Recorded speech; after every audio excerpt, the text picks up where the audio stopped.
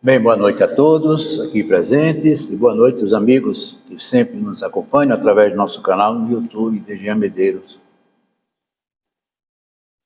O tema que nós escolhemos para esta noite é um tema muito atual, muito recorrente, mas ele é pouco compreendido. Ainda essa semana eu assisti a um debate com um líder religioso de uma outra religião, e ele deixava entender que nós, espíritas, não acreditamos em Deus, não temos Jesus como esse ser sagrado, e consequentemente eles falam, mas não sabem o que dizem. Eu acredito que nenhuma doutrina, nenhuma religião tenha uma ideia de Deus mais profunda, mais verdadeira do que nós espíritas. Porque quando eu coloquei esse tema, Deus, uma inteligência suprema, eu me lembrei de Allan Kardec, o professor Hippolyte de Leon Denisard Rivail. Ele, na elaboração do Livro dos Espíritos, livro este que foi por ele codificado, ele não se considera, nem se deixou levar pela ideia de ser o autor, apenas o codificador, porque o livro, como diz o nome, é dos Espíritos. E todas as informações que ele recebia, sendo ajudado pelos Espíritos, principalmente por São Luís, que foi um espírito muito fiel a ele, na elaboração das respostas, mediante as perguntas que ele fazia. Mas uma coisa que mais impressionou ele era que existia sempre a palavra de um espírito que se diferenciava dos demais. E certa vez ele comentou, de maneira muito particular, que tinha certeza absoluta que esse espírito era Jesus. Ou seja, Jesus trabalhou na codificação dessa obra-prima da doutrina espírita, que é o Livro dos Espíritos, com 1018 perguntas e 1018 respostas. Mas o que também impressiona é que, para iniciar a obra da codificação, ele elabora a primeira pergunta, uma pergunta que todos nós fazemos quando nós reportamos a nossa ideia de existir, que é Deus. Veja que há uma coisa interessante, que ele aí não coloca o quê. O que seria algo? Deus não é algo, como muitos imaginam. Ele não colocou quem, porque quem seria alguém. Ele colocou o pronome puro, que é Deus. Dando uma ideia de uma coisa absolutamente abstrata. Porque o próprio Humberto Rodan dizia que Deus é esse que em tua consciência cabe. Ele disse tudo com isso. Quem de nós, seres tão relativos, vivendo a condição de um espírito imperfeito, pode se arvorar do direito de saber quem é Deus? Mas aí a resposta dos espíritos, ou do espírito em particular, foi o suficiente para que ele tivesse uma ideia bem mais abrangente, mais madura do que seja Deus. Uma inteligência. Deus é uma inteligência suprema e a causa de todas as coisas. Veja que resposta concreta para a nossa compreensão, apesar de sermos ainda muito imaturos no que seja conhecer Deus. Porque tem gente que diz assim, eu não acredito em Deus, os céticos fazem isso. Mas aí ele diz, não há problema nenhum em você não acreditar em Deus. Problema seria se ele não acreditasse em você. Então Deus não tem um acordo conosco de fidelidade, de crença, porque nós fomos criados para acreditar apenas naquilo que consideramos como absoluto, aquilo que vemos, aquilo que tocamos, aquilo que sentimos, mas a gente não tem essa percepção de Deus. E ele coloca de forma muito pura a ideia de uma inteligência. E o que é uma inteligência? Veja que coisa interessante, se você se reportar à ideia da criação, nós partimos de uma coisa chamada estado absoluto. O que é o estado absoluto? Uma coisa absoluta? É uma coisa plena, irretocável, que não cabe nenhuma contextualização que possa modificar essa ideia. Deus é absoluto. o estado absoluto é o estado divino, é a obra de Deus. E como tudo que nós sabemos que se vincula a Deus é a expressão de amor, um amor que todos nós temos, de certa forma, contido na nossa essência, porque nós somos cria de um ser que é puro amor e, consequentemente, nós também somos partícipe dessa ideia de amor. Então, nós somos seres perfeitos. Mas pergunta-se, por quê? Por que não estamos vivendo uma vida como gostaríamos de viver, na plenitude, na satisfação absoluta das nossas conquistas? Por que eu não tenho tudo o que eu desejo? Por que eu sinto a dor? Por que eu sofro? Por que eu perco? Até mesmo o advento da morte, amanhã nós estaremos, no dia 2 de novembro, vendo uma comemoração muito comum num país como o nosso, que é o Dia de Finados. Mas a morte não existe. Seria, mais uma vez, uma redundância quando a gente se reporta ao Deus absoluto. Se Ele é absoluto, se Ele é perfeito, tudo que Ele é perfeito, o que é perfeito não morre. Então nós não morremos ou não iremos morrer. Nem aqueles que partiram de nossas vidas morreram. Porque tudo está contido nele. E Ele está contido em tudo. É um Deus imanente e emanente. E Ele diz aí, causa primária de todas as coisas, o estado absoluto. Mas quando ele analisa esse estado absoluto, que seria o estado pleno, máximo de toda a existência, de toda a criação, seria todo esse universo contido, com todas as suas galáxias, seus sóis, seus planetas, enfim, tudo está ali naquele estado absoluto. E quando você olha para a natureza, você vê o quanto isso é verdadeiro. Para se ter uma ideia, se o nosso planeta Terra retardar em 1 milésimo de segundo o seu movimento, ou de rotação, ou de translação, nós iremos morrer, ou morreremos todos, porque seremos lançados no espaço afora. Veja a precisão que é a obra de Deus. Se nos reportarmos a nós mesmos, nesse exato momento em que eu estou falando, vocês estão ouvindo, centenas e centenas de reações químicas, biológicas estão se processando dentro do nosso corpo. Basta que uma reação dessa altere seu processo em termos de produto, nós poderíamos morrer agora. Tudo isso se encadeia a uma coisa perfeita, que é esse estado absoluto. Então, para que as coisas tivessem o sentido que precisam ter, Deus criou o quê? O ser absoluto. Então, quem seria esse ser? Nós. É a individualização. Nós agora somos um indivíduo. Nós somos uma unidade no meio da pluralidade de Deus. Ele fez cada um a sua imagem e semelhança, mas a cada um Ele deu uma condição própria. Nós não somos iguais em nada, quando imaginamos que somos através do que pensamos.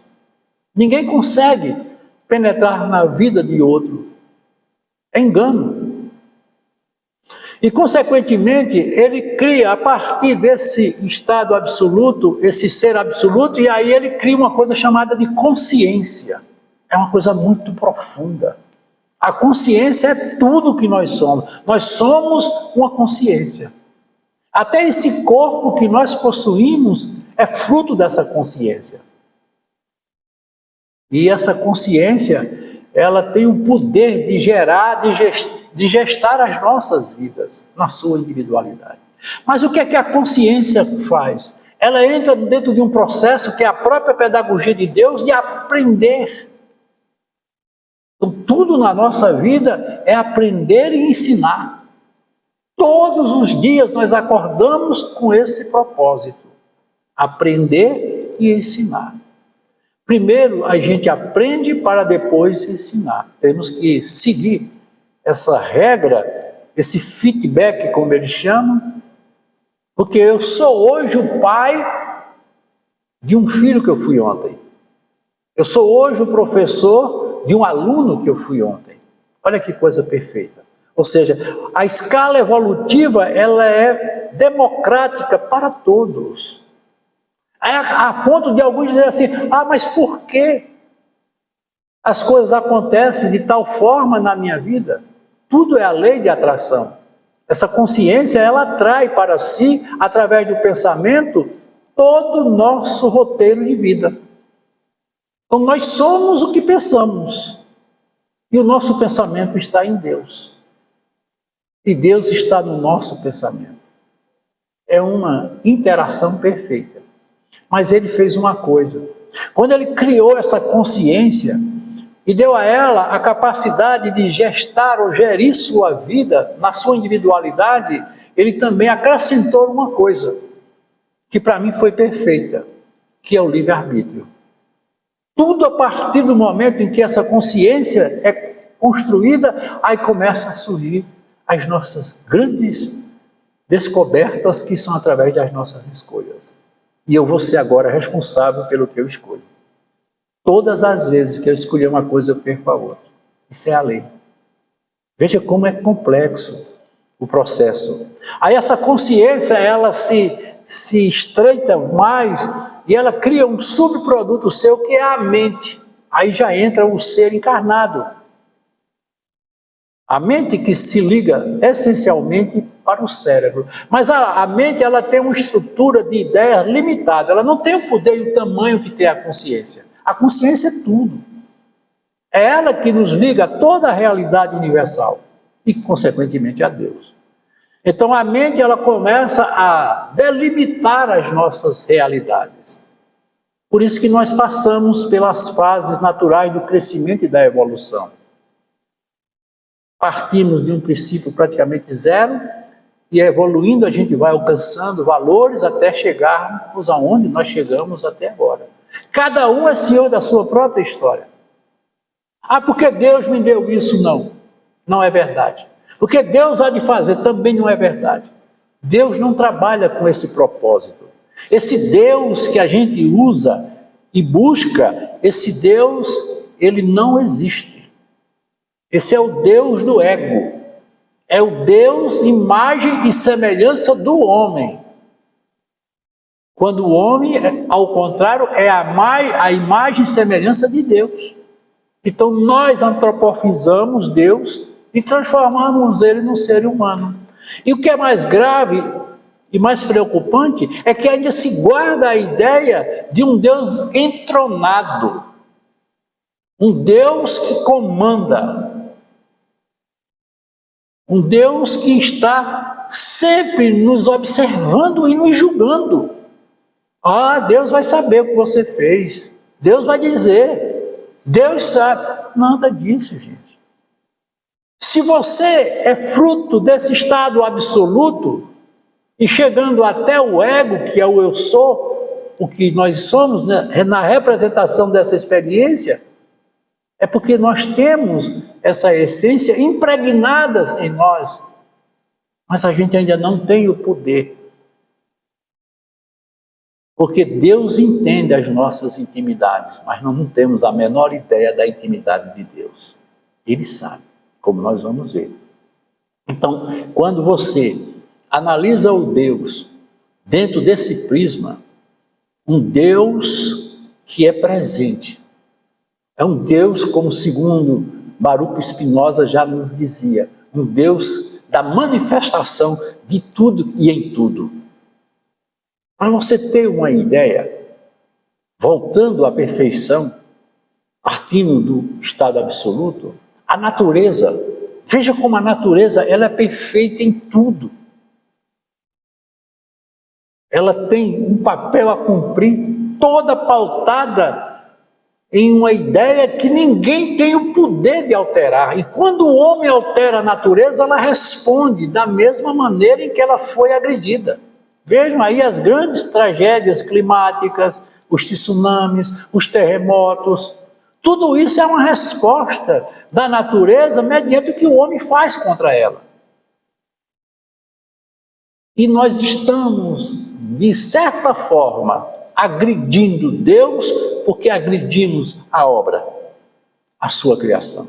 Aí vem outra coisa muito importante e deve ser frisada dentro da doutrina espírita para que os leigos, aqueles que não estudam, possam entender e evitar de dizer coisas que não têm nenhum sentido. Nós temos Jesus como nosso governador.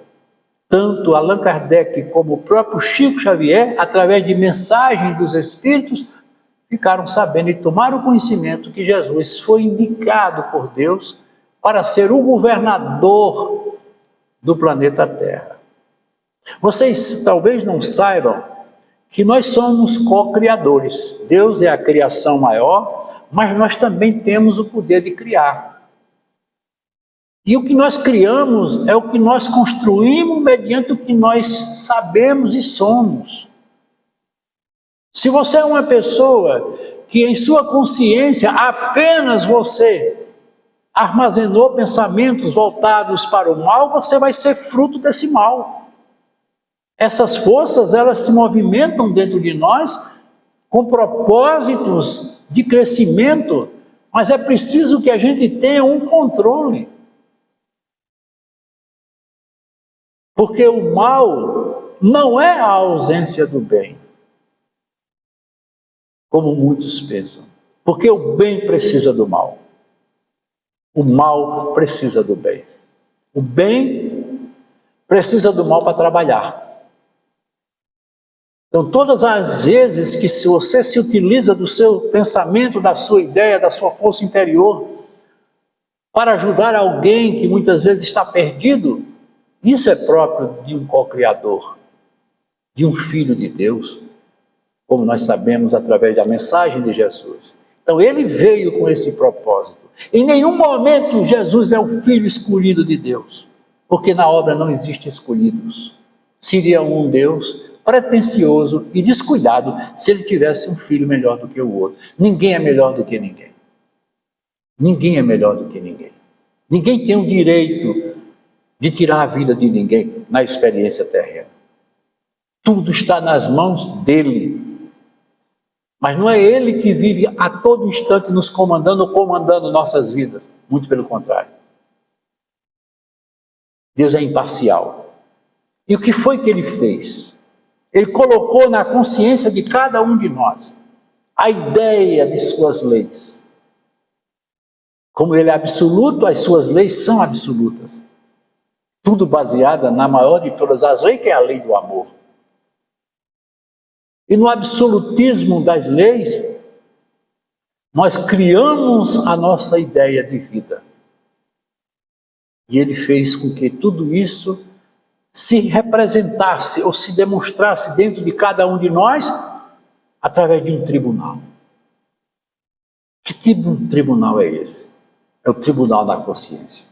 Cada um julga a si mesmo. Olha que coisa interessante. Cada um julga a si mesmo. Mas Jesus deu um alerta. Ele deu um alerta muito importante. A quem muitos é dado, muito será cobrado. À medida que você evolui, você se compromete com a criação. Se uma criança chuta minha perna, eu não dou a mesma resposta, porque sei que é uma criança e ela não tem noção do que ela está fazendo. Mas ela crescendo, se ela fizer isso, eu vou revidar. A ideia muda, sendo o mesmo ser, porque o tempo é senhor dessas coisas. E tudo isso está prescrito e mostrado através de Deus. A dor é outro problema que a gente tem dificuldade de entender. Por que Deus permite a dor? Interessante. Você sabe que no processo da estrutura da criação, muita coisa se manifesta por dor. A criança, ela chora no seu crescimento dentário. Ela sente dor, mas é uma dor evolutiva. Aqueles dentes precisam crescer, furar aquela estrutura de um nervo resistente, rasgando toda a nossa gengiva. Por isso nós passamos para que tivéssemos a dentição e com ela nós pudéssemos sobreviver, como foi a vida do homem primitivo. Porque é dele. Então, a alma sente as dores como resposta do que a ela fazemos. Todas as vezes que você criar uma situação, você é eminentemente responsável por essa situação criada. Porque mais do que perdoar, eu preciso me perdoar.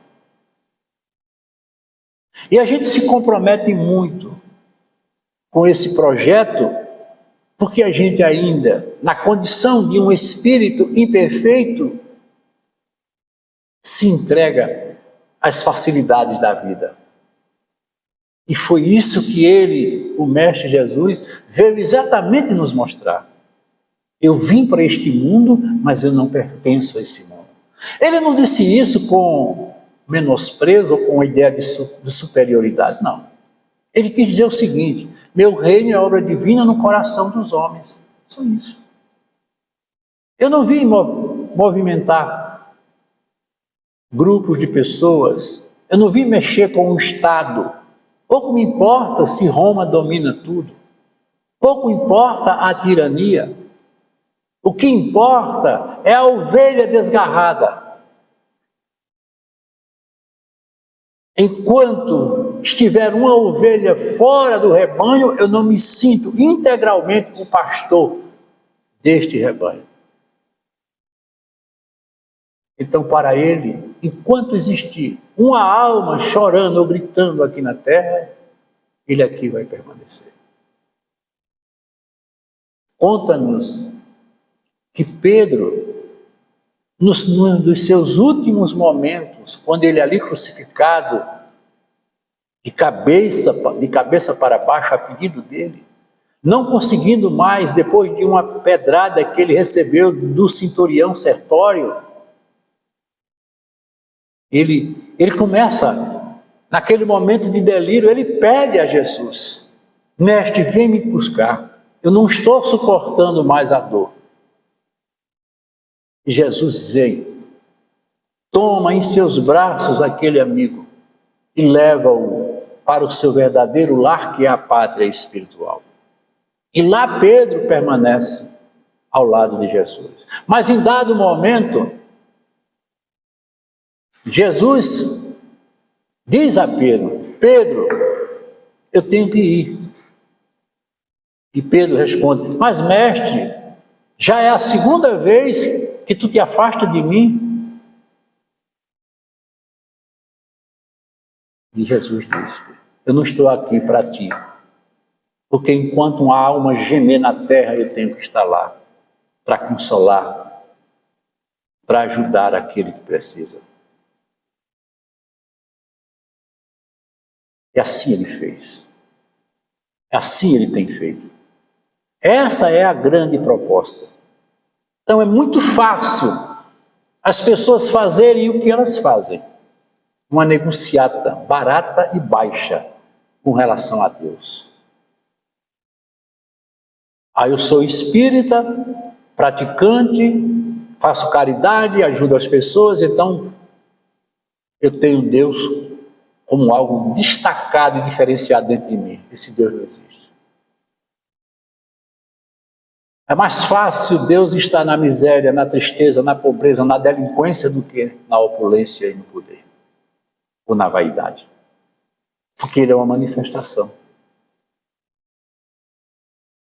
Hoje temos uma grande leva de almas desenvolvidas no campo intelectual, mas pobres no campo moral. E para isso nós precisamos e estamos à mercê e sofremos uma grande reversão em termos de humanidade. Observe o que está acontecendo. A quantidade de crianças portadoras do transtorno do espectro autista. Ainda hoje eu estava na cidade, em determinado lugar, e fiz uma contabilidade, só como observador. A cada 5 crianças, 1 ou 2 tinha alguma ideia de ser uma criança autista. Apresentava. E o que é o autismo? O autismo é uma psicopatologia em que o indivíduo ele só pensa em si. Autismo, eu mesmo. São espíritos que estão reencarnando em grande quantidade para alavancar esse processo da grande transição, quando a Terra deixa de ser um mundo de provas e expiação e passa a ser um mundo, segundo eles, de regeneração. E são crianças e até adultos que passam por um processo que eles chamam de desregulação. Eles não têm regularidade. É como se eles viessem ao mundo e dissessem: eu não quero nada com esse mundo. Eles não cumprem as normas naturais do processo da educação e do conhecimento. Têm dificuldade tanto de entender como ser entendido. E tudo isso, gente, está na obra. Tudo isso faz parte da nossa realidade. Ao longo da nossa história, diversos caminhos são oferecidos para que esses espíritos consigam fazer a sua reforma. Todos nós estamos, todos os dias, sendo convidados para fazermos a nossa reforma íntima.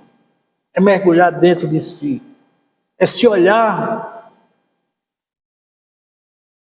na sua essência. É você dizer: quem sou eu? Ou tentar dizer o que é que eu pretendo, o que é que eu estou fazendo aqui, qual é o propósito desta vida na condição em que nós nos encontramos. E tem uma coisa interessante, que no Livro dos Espíritos é comentado como uma resposta dada por eles sobre a reencarnação. É outro tema que tem sido muito visto de forma distorcida e mal interpretada por algumas lideranças religiosas quando não acreditam na reencarnação. A reencarnação, gente, já fez parte da Igreja Católica. Em 553, o catolicismo abraçava a reencarnação. Mas o que foi que aconteceu? O imperador Justiniano, que tinha o papel tanto de imperador como papa, podemos assim dizer, casou com Teodora, que era uma prostituta. Era uma mulher, como chamavam na época, de vida fácil. E aí, na condição de uma imperatriz, ela se viu na iminência de ser criticada por aquelas que foram suas colegas de vida fácil. E sabendo que a reencarnação, e no caso ela mandando matar, como mandou matar quase todas aquelas que ela considerava seu rival, e na reencarnação havia a proposta de no retorno ela vir se encontrar novamente com aquelas a quem ela tirou a vida, ou de quem ela tirou a vida, ela pede a Justiniano para eliminar, no contexto religioso católico, a reencarnação. E ele achou ótimo a ideia, porque eliminando a reencarnação, ele prendia mais o fiel. Porque o que você mais ouve falar nas religiões é sobre penalidades. Eles falam muito mais um Deus temido do que de um Deus amado. Você pode observar. Tem religiões que na proposta do Evangelho se fala muito mais no demônio do que nos anjos. Para quê? Para amedrontar. Dizer, ou você está comigo ou está contra Deus. Se você não professar e não abraçar a minha religião, você é um herege, você é um excomungado. Veja que coisa tão perversa que se faz. Nós não estamos aqui criticando essa ou aquela religião, mas estamos defendendo uma ideia que é verdadeira. Quando na doutrina espírita isso não existe. Vocês podem sair daqui com todo o direito de não acreditar em nada do que eu disse. E eu tenho que ter todo o direito de respeitar e aceitar. Porque aqui eu não estou doutrinando ninguém. Estou falando do que eu sei, do que eu sinto. E vocês estão ouvindo e vão construir a ideia que vocês têm do que estão ouvindo.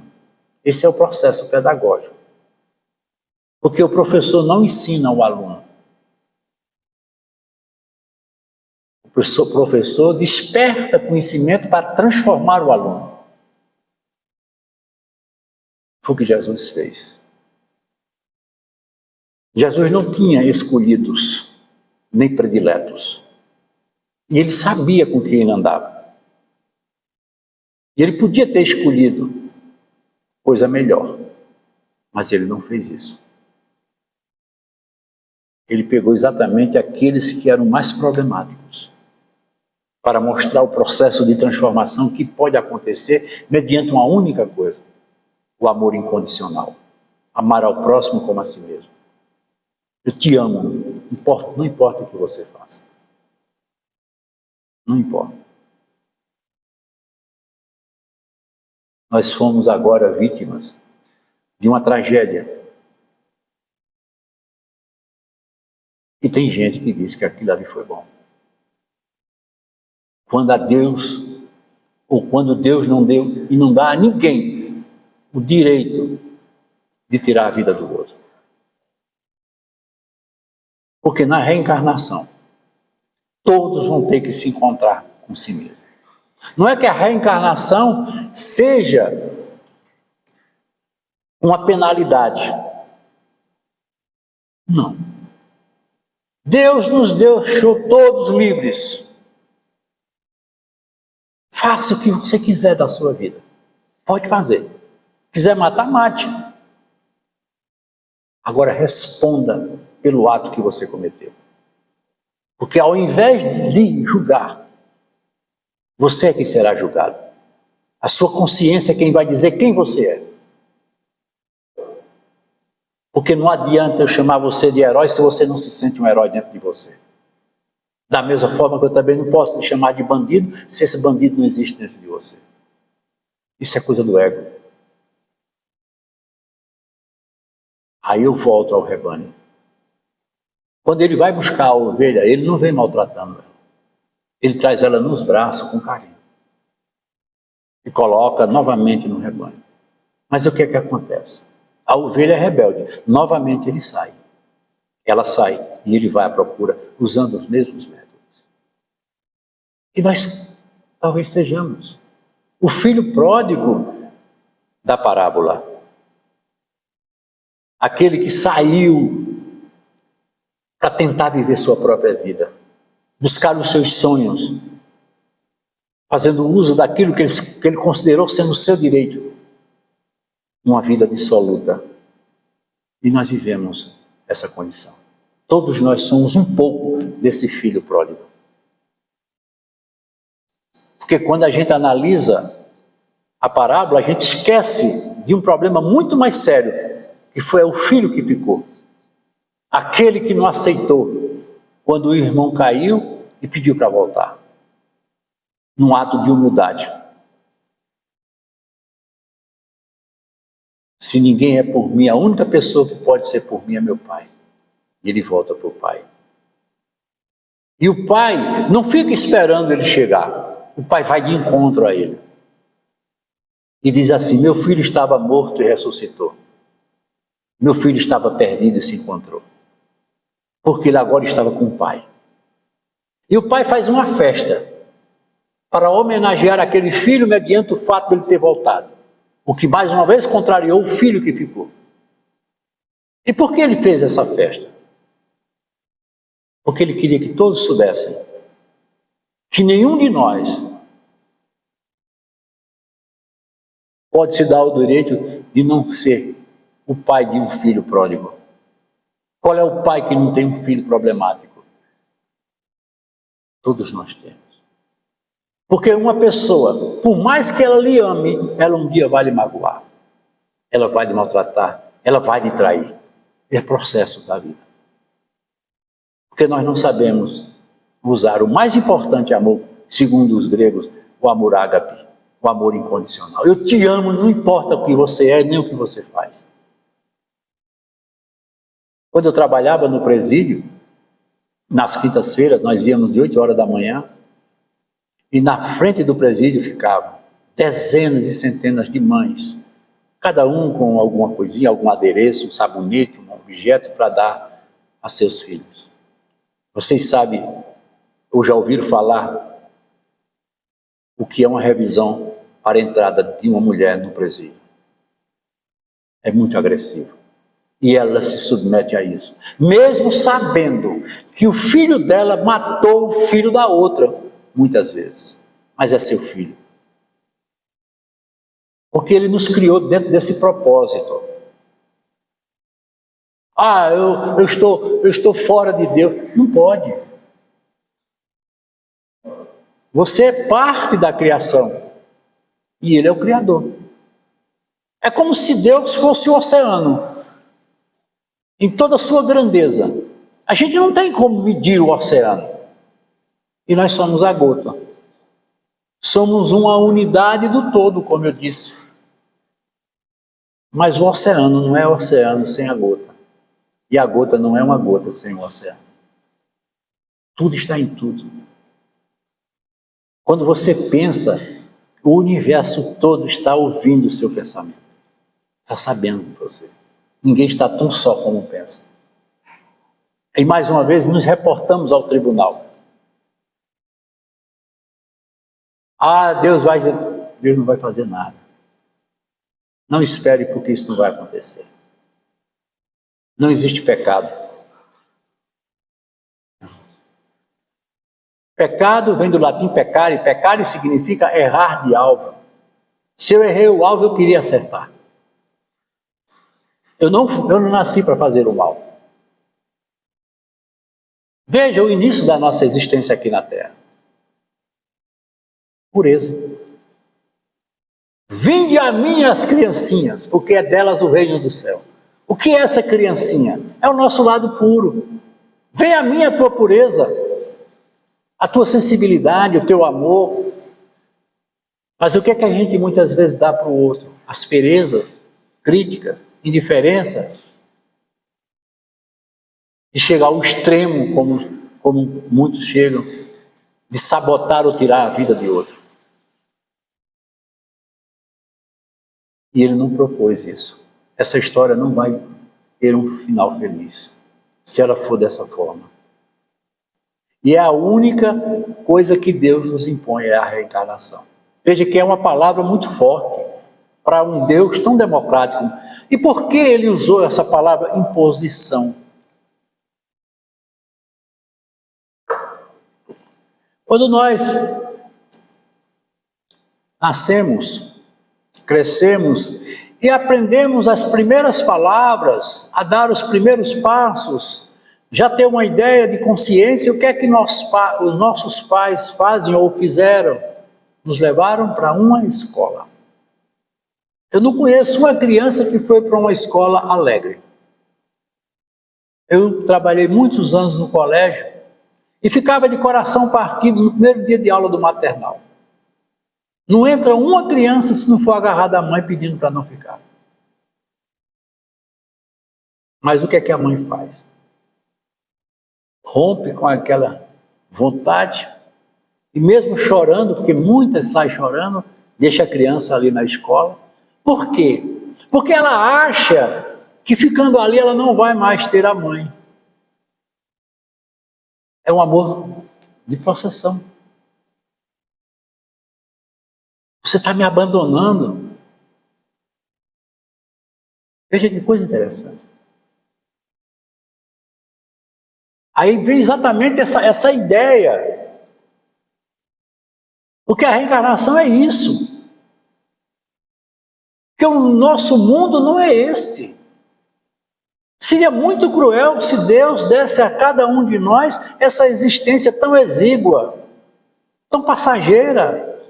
Tem pessoas que nascem sofrendo até o final da existência aqui, permanecem sofrendo, e nós sabemos disso.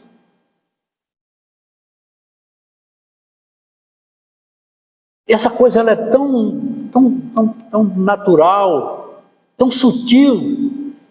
Para você ter uma ideia, tem um fenômeno biológico chamado trissomia. Nós temos na união 46 cromossomos, formando 23 pares. E uma criança nasce com um cromossomo a mais, ela apresenta uma deficiência terrível, que é a síndrome de Down. Aí você pergunta, será que Deus não contou esses cromossomos? Onde é que estava Deus? Que descuido é esse? Deixar que isso aconteça para condenar uma pessoa a uma vida totalmente fora do contexto? Porque essas pessoas, elas têm problemas respiratórios, problemas cardíacos, muitas delas são submetidas a várias e várias cirurgias. Sofre a mãe, sofre ele, sofre todo. Aonde é que está Deus? A reencarnação, gente. Esse espírito ele está voltando ao cenário da vida. Para sofrer, não. São duas maneiras que a gente escolhe para evoluir, ou pelo amor ou pela dor.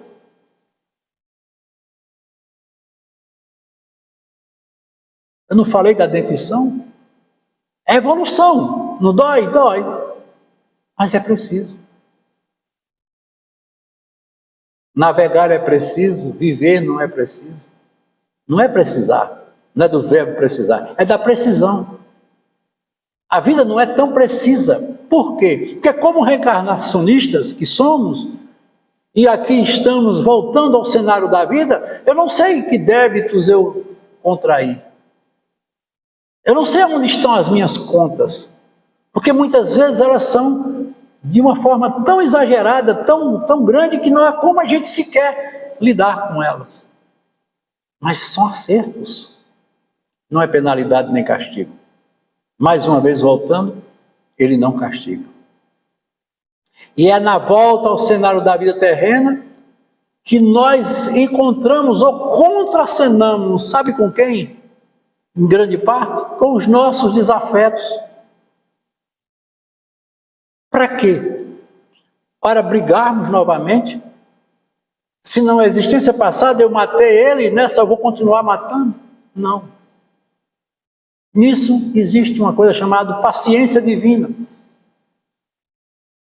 Ele diz assim, olha, se você não quer ir hoje, amanhã você vai.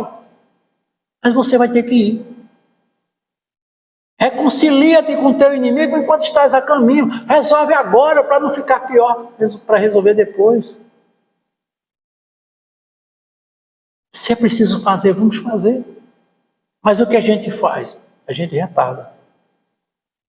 Então ele reencarna numa família, e naquela família ele vai contracenar com aqueles que na vida passada, ou na experiência transata, ele foi seu inimigo, ou foi vítima da sua imprevidência. E eles se encontram. E de repente eles sentem uma estranheza entre eles. Aquelas crises que existem entre pais e filhos, irmãos e irmãs. Por quê? Porque essa pessoa que nada me fez, ela desperta em mim uma sensação de hostilidade. É porque tem coisa aí. Nada é por acaso. A obra é perfeita. E talvez seja essa pessoa que me faz tanto sofrer, que me faz cada vez mais perder coisas que eu nunca pensei que fosse perder, é ela que está me salvando. Porque através dela eu tenho a possibilidade de me redimir. Se um dia eu te odeio, hoje eu te amo. Olha que coisa bonita. Amar ao próximo como a si mesmo. A gente não tem muita coisa para fazer nesse sentido quando a gente não quer. E é preciso a gente entender. É esse o Deus que eu acredito. É o Deus que me testa todo dia. É um Deus que me bota diante dos meus problemas, das minhas perdas, das minhas faltas, diante da morte daqueles que eu amo. Esse é o Deus. Esse eu tenho fé nele. E eu acredito. Sabe por quê? Porque quando ele me bota numa enrascada, sabe o que eu pergunto a ele? O que é que eu preciso aprender com essa enrascada? Quando alguém tira alguma coisa de mim, eu pergunto a ele por quê? E se alguém tirou? Ele vai dizer, quem sabe é você. Quem criou a situação foi você. Talvez ele esteja tirando de você o que você já tirou dele, né? A lei de causa e efeito, ação e reação. É muito simples e ao mesmo tempo a gente não entende e não quer entender. Então eu fico vendo isso, porque nós somos vítimas das tentações. O que é tentação? É uma coisa que eu preciso fazer e sinto que não devo fazer. Por que é que aquilo que eu quero não faço e aquilo que eu não faço eu quero? Por que essa confusão tão grande? Porque é próprio do processo da reencarnação através das nossas escolhas. Uma vez escolhendo, você é responsável pelas suas escolhas. Seria assim um Deus que estivesse diante de nós e dissesse assim: você quer que eu escolha tudo para você? Você quer ser feliz plenamente? Quer ser absoluto como eu sou? Quero. Tá bom, tá aqui. Você tem tudo que eu tenho desperto em você. É uma verdade que se estabelece a partir de agora. E aí, o que é que nós vamos fazer da vida? Não tem como viver assim. Puxa vida, ele me deu tudo, eu não vou criar mais nada. Eu serei um ser inerte, improdutivo. Eu não vou amar porque o amor já existe. Eu não vou conquistar porque eu já tenho tudo. Eu não preciso trabalhar porque já sou bem servido daquilo que desejo. Eu não vou fazer nada porque ele faz por mim. É assim que um pai cuida de um filho? É fazendo às vezes do filho? Não. É ensinando a ele o seu próprio caminho. É isso que a gente tem que aprender todo dia, a encontrar o seu próprio caminho. A estrada é longa, mas quando você caminha por ela, tenha cuidado com aquilo que você vai deixando nas suas margens, porque um dia você vai ter que buscar de novo e vai ter que voltar. E nós estamos voltando. Para que vocês tenham uma ideia, um espírito certa vez perguntou a Chico Xavier quantas encarnações eram necessárias para ele perdoar alguém a quem ele feriu muito. Chico olhou para ele e através de Emmanuel disse: pode ser 1 ano, 2 anos, uma encarnação, uma reencarnação, ou até 400 anos. Ele disse: por quê? Porque vai depender de você. Perdoar não é fácil. Não é fácil. Porque o orgulho e o egoísmo não permitem que a gente perdoe. Se me agrediu, eu lhe agrido. Se me fez mal, eu faço o mesmo mal a você. Então, confiando em Deus, na vida, e na vida você precisa de 5 coisas. Veja que ele faz um resumo aqui de 5 coisas que eu preciso, para que eu possa estar em dia com o projeto. Não me reporto a Deus. Então eu preciso de sabedoria para tomar decisões, claro. E essa sabedoria está onde? Em mim. Então, quanto maior a minha maturidade, mais bem-sucedidas são as minhas decisões. Por isso que eu sempre tenho dito, cuidado com a precipitação. Nunca decida nada de imediato. Se você puder ter um tempo, ou dar um tempo, faça isso. Porque a mente, ela rumina pensamentos. E os pensamentos, quando eles se aceleram, levam aos quadros de ansiedade. Uma pessoa ansiosa, ela perde o sentido de si mesma. E as decisões não saem. E quando saem, saem de forma distorcidas. Então, sabedoria para tomar decisões. E nós estamos a todo momento, a todo instante, tomando decisões. Segundo, equilíbrio para quando tudo estiver fora do controle. Isso é terrível. Tem hora que a vida da gente desanda em tudo. Eu conheço muitos que me procuram e dizem: eu não sei mais o que fazer. Tudo que podia acontecer na minha vida de negativo está acontecendo. Aí eu só uso a palavra: procure o equilíbrio. Eu sei que não é fácil. Não é fácil eu me livrar desse demônio que me consome. Não é fácil eu me libertar dessa condição ou dessa situação que me aprisiona, tirando de mim até o sentido da vida. Mas é preciso equilíbrio. Por quê? Porque o sistema ele é homeostático. O nosso corpo físico, esse corpo que aporta o espírito quando aqui reencarna, ele é submetido a uma coisa chamada homeostase. Quando nós vamos dormir, o corpo, ele não dorme. Ele entra no processo de reparação, por isso que ele chama sono reparador. O que é a reparação? Eu passei o dia todo agredindo o meu corpo, com pensamentos, alimentação, atividade física, coisas, sedentarismo, tudo isso muitas vezes faz mal à estrutura orgânica, ao corpo. Aí o que é que o corpo faz? Ele vai começar a corrigir aqueles defeitos que porventura podem ser corrigidos. A correção. E para isso é necessário um fator determinante que é o equilíbrio. Então é importante você ser uma pessoa equilibrada. Viram que a gente falou no início do estado absoluto, é o estado de equilíbrio pleno. A gente precisa. Terceiro, paciência para entender que tudo tem seu tempo. Tudo tem seu tempo. Olha o que ele disse. Há tempo de plantar e há tempo de colher. Eu sei que na hora do plantio, o esforço, o trabalho é muito mais intenso do que no momento da colheita. Mas se eu pretendo ter uma boa colheita, eu tenho que me dedicar ao máximo ao plantio. Para que as pessoas me amem, para que eu seja aceito como um ser que quero e devo ser, é preciso que eu também construa em torno de mim os meios para eu encontrar os fins. Porque tem gente que não ama ninguém, quer ser amado por todo mundo. E assim não funciona. Quarto, resiliência para entender as dificuldades que surgem. O que é ser resiliente? É a capacidade de resistir. Nós temos que resistir. A obra nos contempla com esse fator. Eu preciso resistir às coisas que muitas vezes vêm a mim e não são da forma como eu desejo.